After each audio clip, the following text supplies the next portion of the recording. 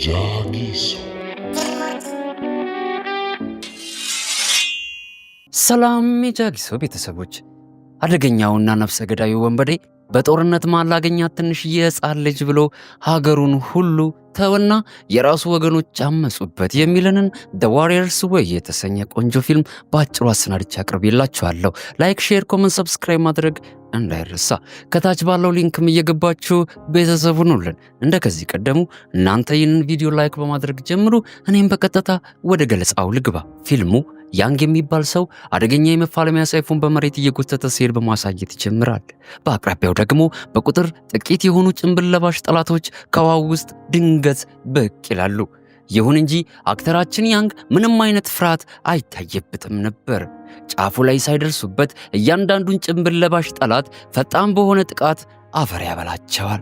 ጠላቶቹ ምንም አይነት የመከላከል አዝማሚያ ሳያሳዩ ከመሬት ላይ ይዘረራሉ። በመጨረሻም ያንግ የጠላቶቹን ግራንድ ማስተር ወይም ዋና የሻሞላ ተፋላሚያቸውን ፊት ለፊት ይገጥመዋል።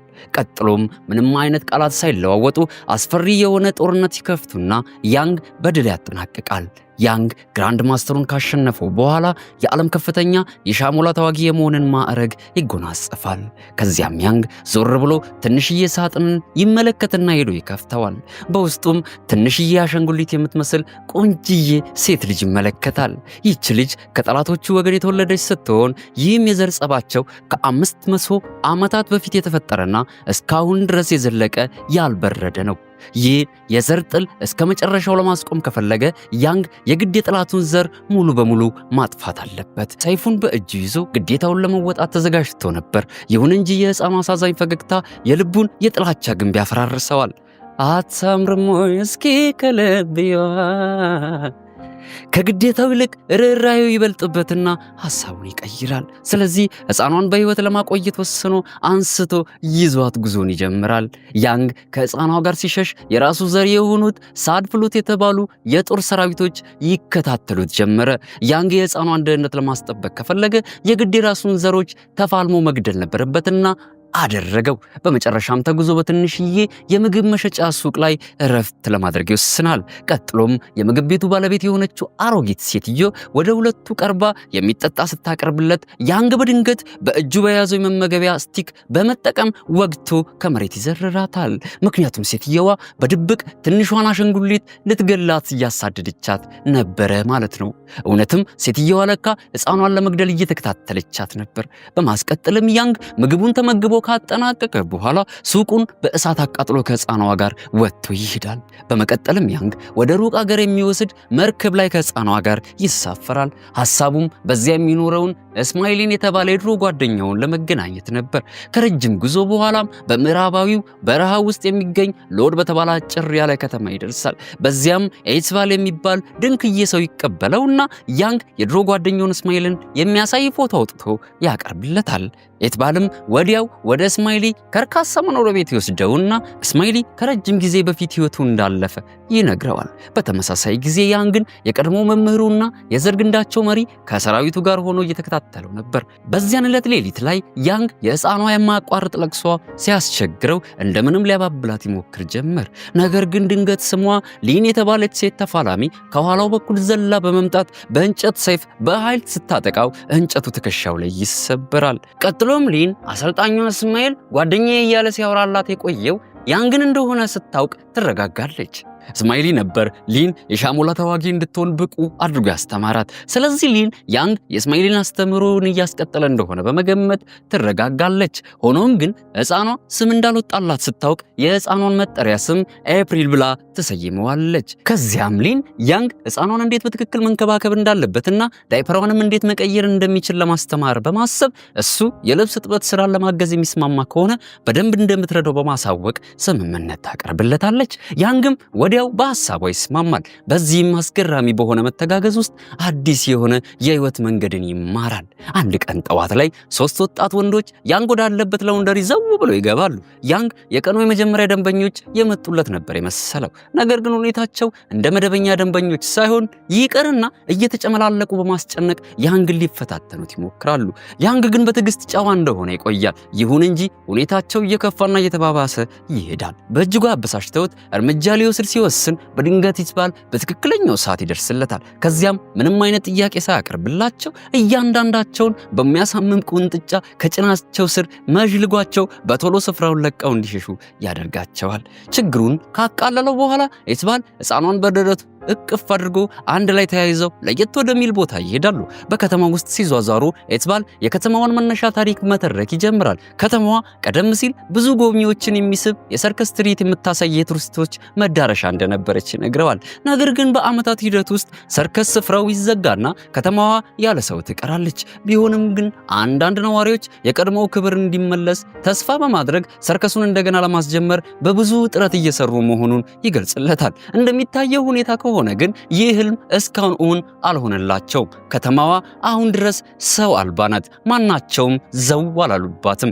ቀናት በቀናት ይተላለፉና ያንግ በህይወት ውስጥ ለመማር የሚያስፈልግ እጅግ ብዙ ነገር እንዳለው መረዳት ይጀምራል። በዚህም አዲስ በሆነ ስፍራ እንደ ልብስ ማጠብ፣ አበባ መትከልና አትክልቶችን እንደ መንከባከብ ያሉ ቀላል ነገሮችን መማር ይጀምራል። እነዚህ ትናንሽ ስራዎች ከቀድሞ የጦርነትና የገዳይነት ህይወቱ በተለየ መልኩ ፍጹም የማያውቀውን አዲስ የስሜት እድሳትን ይሰጡት ይጀምራል። ከዚህም በተጨማሪ በዙሪያው ካሉ ሰዎች ጋር ወዳጅነትን ፈጥሯል። በሚያሳልፋቸው ጾታዊ ግንኙነቶችም እሱ ተቀባይነትና ዋጋ ያለው ሰው እንደሆነ ያረጋግጡለታል። ቀስ በቀስም የያንግ የዕለት ተዕለት ህይወቱ እየተለወጠ ይመጣል። ከቀድሞ የጦርነትና የገዳይነት ህይወቱም ነፃ በመውጣት የሰላምና የተረጋጋ ህይወት ስሜትን በደንብ አድርጎ ያጣጥማል። እንደ ገዳይ አውሬ የሚፈራ ሰው የነበረው ያንግ አሁን ላይ በተረጋጋ ህይወቱ አብዝቶ ደስተኛ ሆኗል። አሁን ላይ አበቦችን በመንከባከብ ልብሶችን አጥቦ በማስረከብና ከአዳዲስ ወዳጆቹ ጋር ያለፈ ታሪኮቹን በመጋራት ደስተኛ ሆኗል። ያንግ ለመጀመሪያ ጊዜ ከጦርነትና ከደም መፋሰስ የራቀ ስፍራ ቢኖር አሁን እሱ ያለበት ከተማ ብቻ እንደሆነ ይሰማዋል።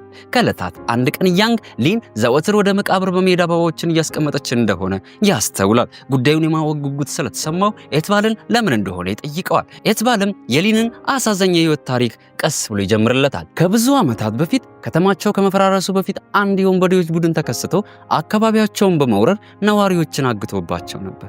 በዚህም ጊዜ ሊን ተገዳ የአለቆቻቸውን ጥማትና ፍላጎት በማርካት እንድታገለግል ተደረገች። ነገር ግን እሷ ከታገተችበት ክፍል ለመሸሽ ስትል ባለቃቸው ላይ ሞቅ ዘይት ነበረ ፊቱ ላይ ደፍታ የኮበለለችው። በንዴት የተሞላውን ግለሰብ እየሮጠች ሳለ ከኋላዋ ተኩሶ ወደ መሬት ይደፋታል። በዚህ በኩል ደግሞ የሊን አባት እሷን ለመርዳት ሲንደረደር ደረቱ ላይ ተመትቶ አፈር ይልሳል። እናቷም ታናሽ እህቷን ይዛ ልታድናት ስትቀርባት በተመሳሳይ የሞት ዕጣ አይኗ ፊት ለፊት ይገደሉባታል።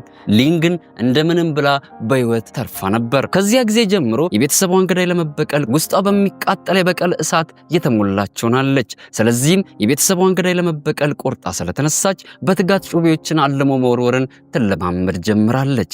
አንድ ቀን ያንግ በሰማው የበቀል ታሪኳ ተነሳስቶ ሊንን እንዴት ጩቤ በትክክል መወርወር እንዳለባት ለማስተማር ይወስናል። አይኗን በመሸፈንም ከኢላማው ፊት ለፊት ሄዶ ቆሞ እሷን በራሷ እንድትተማመንና ትኩረት ብቻ እንድታደርግ ይመክራታል። መጀመሪያ ላይ ሊን ተወዛግባ ነበር። ነገር ግን በያንግ ማበረታታት የተነሳ አይኗን ተሸፍና ጩቤውን በመወርወር ኢላማውን በትክክለኛ ቦታ በመምታት ያንግን ሳትጎዳ ታሳካዋለች።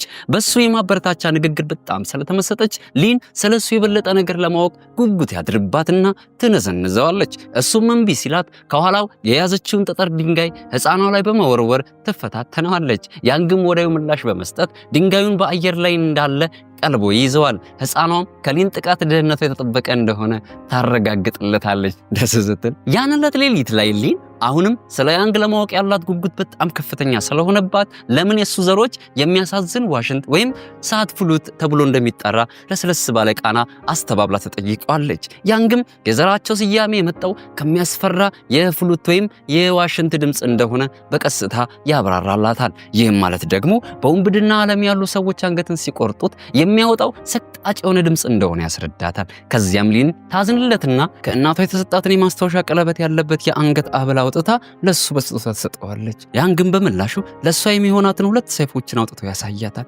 በሐሴት የተሞላችው ሊን ከሰይፎቹ መሃል አንደኛውን አንስታ ትሞክረውና በድንገት ቀና ስትል ከፊት ለፊቷ ሌላኛውን የያንግን አስደናቂ ሰይፍ ትመለከታለች። እሱንም ለመሞከር ጉጉት ያድርባትና ወዲያው አንስታ ሰይፉን ከአፎቱ ለማውጣት ትታገላለች። ይሁን እንጂ አልቻለችውም። ያንግም ሰይፉን እንዳይከፈት አድርጎ እንደዘጋው ያስረዳታል። ይህንንም ያደረገው እሱ የገደላቸው ነፍሳት ከውስጡ እንዳይወጡ ለመከላከል መሆኑን ያሳውቃታል። በዚያች ቅስፈት ሰይፉን መክፈት ማለት የራሱን ዘር እንዲያሳውቅና እሱን ወደ ቀድሞ ህይወቱ እንዲመለስ ለማድረግ እንደሚያስገድደው ያስረዳታል። በዚህም ጊዜ የሳድቭሉት ዘር ዋና መሪና ተከታዮቹ ያንግን ፍለጋ ተከታትለው ወዳለበት እያመሩ ነበር። ልክ እንደ ጥላው በመሆን ያለበትን አነፍንፈው እየተቃረቡት ይገኛሉ። በዚህ በኩል ደግሞ ያንግ ራሱን ሙሉ በሙሉ ለሊን በመስጠት የሰይፍ ጥበቡን ማሰልጠኑን ተያይዞታል። በእያንዳንዱ እንቅስቃሴ ላይ ትክክለኛና ኃይለኛ ቴክኒኮችን ያስተምራታል። በእኩለ ሌሊት ላይም በሚያስደንቅ ከዋክብት በተሞላው ሰማይ ስር ሆነው በጥልቀት መለማመዳቸውን ይቀጥላሉ። የልምምድ ሰዓቶቻቸውም ከቀን ወደ ቀን እየሰፋ በመሄድ እርስ በርሳቸው ይበልጥ እንዲቀራረቡ ያደርጋቸዋል። አንድ ቀን ማታ ላይ በሰይፍ ልምምዳቸው መካከል ሊን በድንገት ወደፊት ለፊቱ በደንብ ትቀርበውና ያንግን ምንም ቃል ሳይወጣት በስስ ከንፈሮቿ ትስመዋለች። ያንግ በፍቅር ጉዳይ ላይ ምንም ልምድ የሌለው ሰው ስለሆነ ድንገት በሆነበት አዲስ ነገር በጣም ይደነቅና በዚህ አስደናቂ አካላዊ ስሜት ራሱን ይስታል። በዚህም የተነሳ ሞቅ ያለ ስሜት በሰውነቱ ውስጥ ይሰራጭና በእጆቹ የራሱን ከንፈር በቀስታ እየዳሰሰ ይህን ያልተለመደ ስሜት ምን እንደሆነ ለመረዳት ይሞክራል። ብዙም ሳይቆይ ደግሞ የቀድሞ የወራሪዎች ቡድን ወደ ከተማቸው ሊን በመፈለግ በድንገት ይመለሳል። ነገር ግን የከተማው ነዋሪዎች እሷን በመደበቅ ሰውረው ያስቀምጧታል። በዚህም የተነሳ ወራሪዎች ጥቃታቸውን በከተማው ነዋሪዎች ላይ ይሰነዝራሉ። ቀጥሎም አንድ አስቂኝ የሰርከስ ተዋናይን እንደ ኢላማ ፊታቸው አቁሞት የጥይት ልምምድ ያደርጉበታል። የከተማውንም እድሜ ጠገብ የሆነን ሰውንም በገመድ አስረውት በፈረስ ላይ መሬት ለመሬት ይጎትቱታል። ሊን ቤተሰቧን የገደለባትን የወንበዴዎች መሪ በመካከላቸው ድንገት ተመልክታ በቁጣ በመሙላት እሱን ለመግደል ከመጀመሪያው በላይ ትቋመጣለች። ነገር ግን የትባልና ሌሎች እሷን እንደምንም ለማረጋጋት በመሞከር ለራሷ ደህንነትን በማሰብ በምሰሶ ላይ አፏን አፍነው በቁም ያስሯታል። ያንግ አደጋውን በደንብ በመረዳት አስቀድሞ ለኒን የሰጣትን ሰይፍ ካጠገቧ አርቆ ይወስደዋል። ነገር ግን ሊን አስቀድማ የደበቀችው ሌላ መጠነኛ ሰይፍ ነበራትና እሱን በዘዴ ተጠቅማ ራሷን ነፃ ታወጣለች። ምንም ርህራሄ የሌለው የወረበላዎች ዋና መሪ አዲስ የሆነ ታጋች መፈለጉን ይቀጥልና በሚያስደንቅ መንገድ ከሴቶች መሃል ነጭና ንጹህ ጥርሶች ያሏትን ወጣት ለማግኘት አፋቸውን ከፍቶ እስከ መንጋጋቸው በማየት ይፈልጋል። ብዙም ሳይቆይ ታዲያ ለኢላማው ተስማሚ የሆነችን አንዲት ሴትን ያገኛል። ነገር ግን በድንገት ባሏ ብቅ ብሎ እንዲተውለት ሲለምነው አዛዡ በዚህ በጣም ተናዶ ምንም ርህራሄ ሳይሰማው ሁለቱንም በጥይት ተኩሶ ይመታቸዋል። እነሱም ቦታው ላይ ወድቀው ህይወታቸው ያልፋል። ከዚያም ሁለት ወጣት ሴት ልጆች ወደ ወደቁት ወላጆቻቸው እየሮጡ ሲመጡ ሌሎች የመሪው አሸርጋጆች ይመለከቷቸውና ሴቶቹን ለራሳቸው የወሲብ ጥባት ሊጠቀማቸው ያስባሉ። በዚህም ወቅት ሊን በድንገት ቆንጆ ቀይ ቀሚስ ለብሳ ለወራሪዎች መሪ ግልጋሎት ለመስጠት ፈቃደኛ መሆኗን እየገለጸች ቅንቅን እያለች ወደ ውስጥ ትገባለች። ፈታኝ እንደሆነ ብታሰብም እሱን ለመግደልና ለረጅም ጊዜ ስትጠብቀው የቆየችውን የበቀል ጥማቷን ለመወጣት ቆርጣ ተነስታ ነበር። ይህ በእንዲህ እንዳለ የከተማው ነዋሪዎች ሊን ከታሰረችበት እንዳመለጠች ስለተገነዘቡና የበቀል እርምጃውንም ለመውሰድ እንደምታቀና ስለሚያውቁ በፍጥነት ያንግ ወዳለበት የላውንደሪ ሱቅ ይሄዳሉ። ያንግም አደጋው እጅግ እየቀረበው መሆኑን በመገንዘብ በአፈ ታሪክ የሚነገርለትን ምትሃታዊ ሰይፉን ይመለከትና አንስቶ ይጠቀመዋል። ይህንንም በሚያደርግበት ጊዜ በሰይፉ ውስጥ ታፍነው የቆዩት ነፍሳት አሳዛኝ ጩኸት ያሰሙና የሌሊቱን ብርሃን ተሻግሮ ለወደኛ ከተማ ያስተጋባል። ይህም በመሆኑ ድምፁ ወዲያ ተስፈንጥሮ ኃይሉን እየሰበሰበ የሚገኘውን የሳድቭሉትን ጎሳ መሪ ትኩረቱን ይስባል። እሱም በፍጥነት ሰራዊቱን ሰብስቦ ከቦታው ይንቀሳቀሳል። ወደ ሊን ስንመለስ ደግሞ እሷም የወረበላዎችን መሪ ለመግደል መዘጋጀቷን እንመለከታለን። ይሁን እንጂ እቅዷ ግን ቀድሞ ታውቆባት ስለነበር የወንበዴዎች መሪ ገና ወደ እሱ ሳትቀርበው የእሷን ልዩ የሆነ ሽታ ከቅርበት ለይቶ ገና ሳትጠጋው በጠመንጃው ያስቆማታል። ከዚያም እውነተኛ ማንነቷ ማን እንደሆነ ማወቁን ይነግራትና ወዲያው ጥፍር ተደርጋ እንድትታሰር በማድረግ ሊደፍራት ይንደረደራል። ነገር ግን ያንግ በድንገት እንደ መብረቅ ተከስቶባቸው ጠላቶቹን በሙሉ በሰይፍ ቆራርጦ ደመከላ ያደርጋቸዋል። የወራሪዎች መሪም በፈረስ ጋልቦ ከቦታው ለማምለጥ ሲሞክር ሊን ከኋላው በኩል ከዚህ ቀደም እንደተለማመደችው አንድ ስለት ቢላ አንስታ በመወርወር ብዙ ርቆ ከመሄዱ በፊት ማጅራቱ ላይ መታ ከመሬት ትጥለዋለች። ነገር ግን ደርሰው ጭንብሉን ሲያወልቁበት እሱ እንዳታለላቸው ይረዳሉ። እውነተኛው ጠላት በሌላ በኩል ሸሽቶ ከከተማቸው ተሰውሯል። ያንግም እሱ በዚህ መገኘቱ ስለታወቀ የበለጠ አደጋ ሊያስከትል እንደሚችል በመገንዘብ ከተማውን ለቆ ለመውጣት ይዘጋጃል። ይሁን እንጂ ኤትባልና የከተማዋ ነዋሪዎች ተሰብስበው በፍጹም እንዳይሄድ ይከለክሉታል። ጠላቶቹ ድጋሚ በማያዳግም ሁኔታ እንደሚመለሱ በማስረዳት ሊያስቀሩት ይሞክራሉ። ጠላቶቹ በሊን ድርጊት እጅግ ስለተናደዱ መመለሳቸው እንደማይቀርና ለረጅም ጊዜ ደግሞ እነሱ በደረሰባቸው ግፍ በጣም ስለደከማቸው የግድ መፋለምን መምረጥ እንዳለባቸው ይነግሩታል። ውሳኔያቸውንም በደንብ ከሰማ በኋላ ያንግ እዚያው ለመቆየትና ለጦርነቱም እንዲዘጋጁ ሊረዳቸው ይወስናል። ቀጥሎም በአንድነት ሆነው ድብቅ መቃብርን በመቆፈር ለረጅም ጊዜ የተቀበሩ የጦር መሳሪያዎችን፣ ጥይቶችንና ፈንጂዎችን ያወጣሉ። በጣም በሚያስገርም ሁኔታ ደግሞ ከዚህ ቀደም በፈረስ የተጎተተው ጡረተኛና ሰካራሙ ሽማግሌ ሮን የቀድሞ አልሞ ተኳሽ ሆኖ ይገኛል። በዚያን ዕለት አመሻሽ ላይም ሁለቱ የቀድሞ ጦረኞች ተያይዘው በምሽቱ ደማቅ ሰማይ ስር በአትክልት ስፍራ ይቀመጣሉ። ከዚያም የግል ታሪኮቻቸውን ይነጋገራሉ። ሮን በአንድ ወቅት ወንጀለኛ እንደነበረና አንዲት ሴት እንዴት መንገዱን እንዳስቀየረችው እንዲሁም ከቀድሞ የጨለማ ኑሮ እንዴት እንዲወጣ እንዳበረታታችውና የፍቅር ጉልበትን ያስረዳዋል። ያንግም በሰማው የፍቅር ታሪክ ልቡ ተነክቶ የራሱ ትዝ ይለውና በፍጥነት ሊን አፈላልጎ በማግኘት አስቀድሞ የወሰደባትን ሰይፎች መልሶላት ለቀጣዩ ጦርነት በኃይልና በወኔ እንድትዘጋጅ ያነሳሳታል። በሚቀጥለው ቀን ጠዋት ላይ የከተማው ደወል ይደወልና ለነዋሪዎች የጠላቶቻቸውን መቃረብ ያሳውቃቸዋል። የከተማው ነዋሪዎችም በፍጥነት ቦታቸውን በመያዝ መኖሪያ ከተማቸውን ለመከላከል ይዘገጃጃሉ። በዚህም ጊዜ ያንግ ከፊተኛው መስመር ላይ ቆሞ ምታታዊ ሰይፉን ያዘጋጀዋል። ሮን ደግሞ በከፍተኛው የከተማው ማማ ላይ ቆሞ የስናይፐር የኢላማ አቅጣጫውን በመያዝ ሽፋን ለመስጠት ይዘጋጃል። ቀጥሎም የወንበዴዎች ቡድን ወደ ከተማዋ እንደደረሱ ወዲያው ለጦርነት ይዘገጃጃል ጁና ይቀወጣል። የተወሰኑ ጠላቶችም በቅርበት የሚታየውን አልሞ ተኳሽ ሮንን ለመማረክ ወደ ማማው ያመራሉ። ፈጣን አእምሮ ያለው ሮንም በብልጠትና በድፍረት ፈጥኖ በመቀየስ እነሱ ማማው ላይ እንደወጡ አካባቢውን በማፈንዳት ያንን ቦታ ለወረበላዎች መቃብር ቦታቸው ያደርገዋል። ነገር ግን የተረፉት ወንበዴዎች እንደገና ተሰባስበው በከተማው ሰዎች ላይ ጭካኔ የተሞላበት ጥቃት ያደርሱባቸዋል። እነሱም በመንደሯ መካከል ለመደበቅ ይገደዳሉ። በጦፈው ጦርነት መካከልም ድንገት በከተማዋ ጣሪያዎች ላይ አደገኛ ጭንብል ለባሽ ኒንጃዎች ብቅ ይላሉ። ይህም ክስተት የሳድፍሉት ጎሳ መምጣትን የሚያሳይ ነበር። ጦርነቱም ሳይታወቅ ወደ ከፍተኛ የጦርነት ማዕበል ይለወጣል። በዚህም ጊዜ ያንግ የራሱን የጎሳ አባላት ፊት ለፊት በጦርነት ገጥሟቸው በብቃትና በፍጥነት ይረፈርፋቸዋል። በአንድ ወቅትም የተፈራ ገዳይ እንደነበር ለሁሉም ተፋላሚዎች ያሳያቸዋል። ያንግና ሊን ወደ ላውንደሪ ሱቁ እየሸሹም ሳለ ኒንጃዎች ከኋላቸው ይከተሏቸው ጀመር። ከዚያም ትንሿንና ቆንጂዬዋን አሻንጉሊት ለኤትባል እንዲጠብቃት ትሰጠዋለች። ሆኖም ግን አሳዛኙ ክስተት ይፈጠርና ኤትባል ይገደላል። ትንሿም ኤፕሪል በወረበላዎች መሪ እጅ ስር ትወድቃለች። ያንግም ለቅሷን እንደሰማ የወረበላዎች መሪ ብቻ ወደሚገኝበት ክፍል በፍጥነት ያመራል። ቀጥሎም ዘሎ በሰይፍ ሊገድለው ሲል ዞር ይልና ሊን ያጋልጣታል። ሊንም ለረጅም ጊዜ ስትጠባበቀው የነበረውን የበቀል ጥማቷን እንድትወጣ ያንግ እድሉን ይሰጣትና በድል ትወጣዋለች። ይሁን እንጂ የያንግ ጦርነት ግን እስካሁን አልተጠናቀቀም ነበር። ከዚያም የሳድፍሉት ጎሳ መሪ ወይም ደግሞ የቀድሞ መምህሩ ያንግን እንደ ከዳተኛ በመቁጠሩ ልክ እንደተገናኙ ወዲያው ወደ ፍልሚያ እንዲገባ አስገድደው ጭር ባለና ገላጋይ በሌለበት ስፍራ ተገናኝተውም ኃይለኛ ጦርነትን በሚያስንቅ መልኩ ሁለቱ ተፋላሚዎች ይጋጠማሉ። ምንም እንኳን ፍልሚያቸው በገሃድ ባይታይም ውጤቱ ግን የማይካድ ነበር። ያንግ ነው በአሸናፊነት ድል የሚያጎናጽፈውን የመጨረሻውን የሰይፍ ስለት በመምህሩ አንገት ላይ የሰነቀረው። ጦርነቱም ካበቃ በኋላ ያንግ ሊንንና የቀሩትን የከተማዋን ሰዎች ተሰናበታቸው። ሐዘን በተሰማውም ልብም ለነሱ ስለመሄዱ ማብራሪያ ይሰጣቸዋል።